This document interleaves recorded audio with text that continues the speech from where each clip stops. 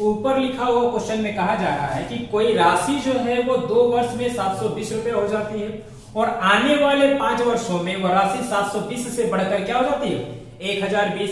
यानी कि आने वाले 5 वर्षों में, यानी कि जो 1020 है कुल 7 वर्ष में ये कितना हो गया है 1020 रुपया हमारा जो है वो ब्याज के बढ़ने के कारण ये 1020 रुपया हो गया।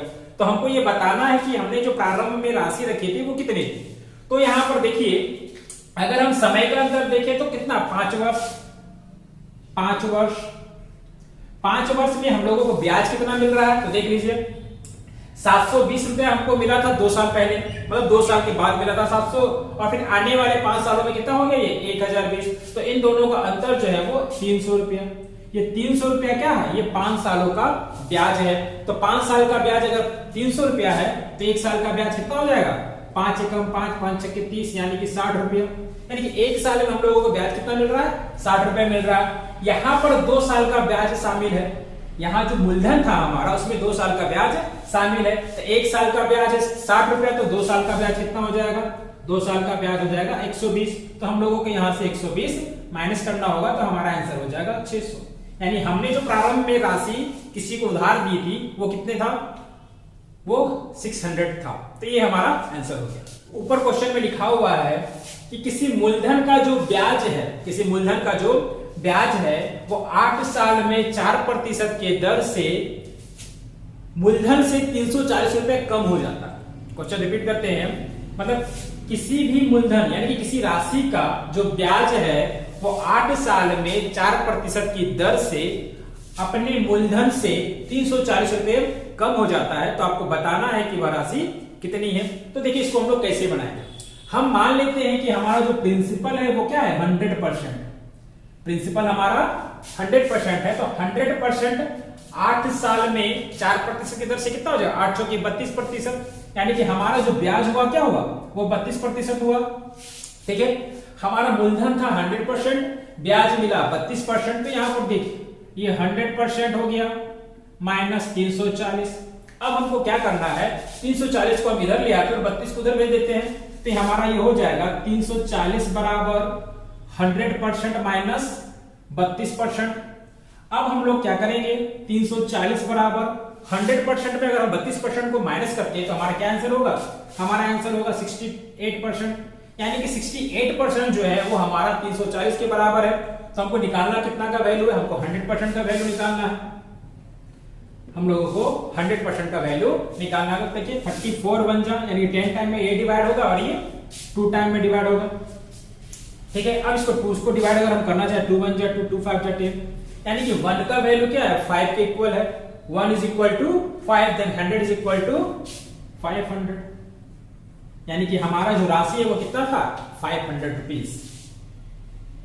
ये हो गया हमारा आंसर।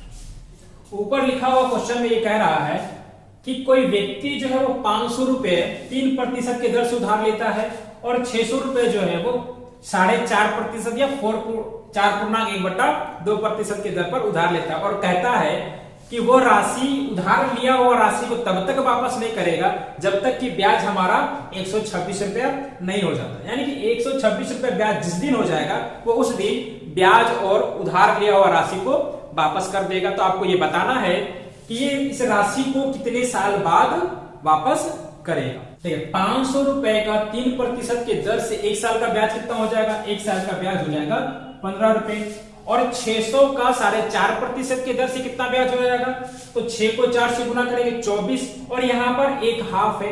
एक हाफ को 6 टाइम अगर हम मल्टीप्लाई करें तो क्या मिलेगा 3, यानी कि 24 प्लस 3 तो 27 रुपीज।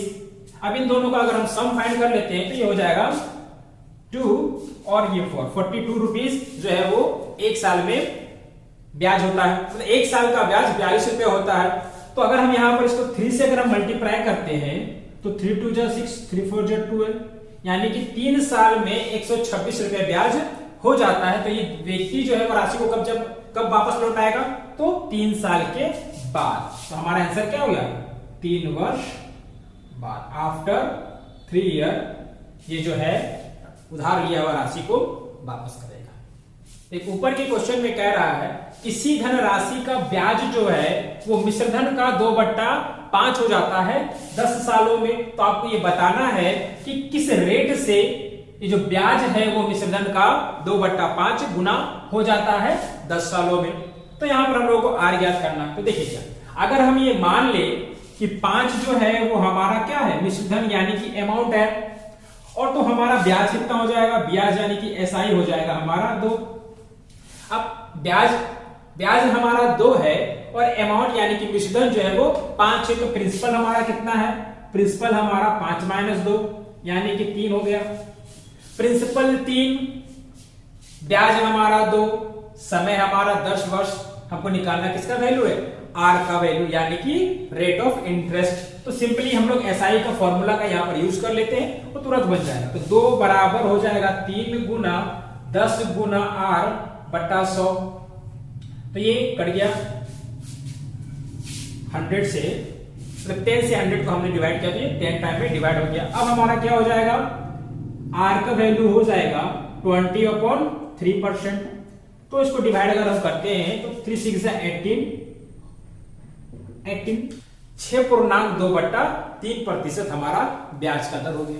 हमारा अगला क्वेश्चन कह रहा है कि कोई राशि जो है वो खुद का 41/40 गुना हो जाता है 1/4 साल में। तो आपको यह बताना है कि इस केस में रेट ऑफ इंटरेस्ट क्या होगा। मतलब क्वेश्चन में कहा जा रहा है कि किस ब्याज की दर से कोई राशि जो है वो 1/4 वर्ष में खुद का 41/40 गुना हो जाता है। तो यहां पर अगर हम मान लें कि प्रिंसिपल हमारा 40 है तो हमारा अमाउंट क्या हो जाएगा, हमारा अमाउंट हो जाएगा 41। प्रिंसिपल 40, अमाउंट 41, तो सिंपल इंटरेस्ट हो जाएगा 1।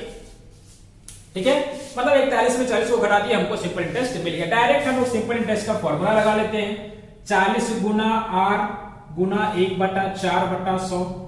अब ये 4 से 10 बार में कट गया, 10 का टेबल में ये 10 बार में कट गया, तो आर का वैल्यू क्या निकल गया, आर का वैल्यू निकल गया 10%।